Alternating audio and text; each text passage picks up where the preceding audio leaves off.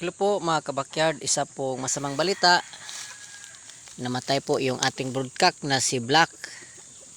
Ito po yung ama sa lahat ng mga itim natin. Kasi kahapon nabukas yung pinto ng kanilang breeding pen, lumabas siya. Inatake niya o sinugod niya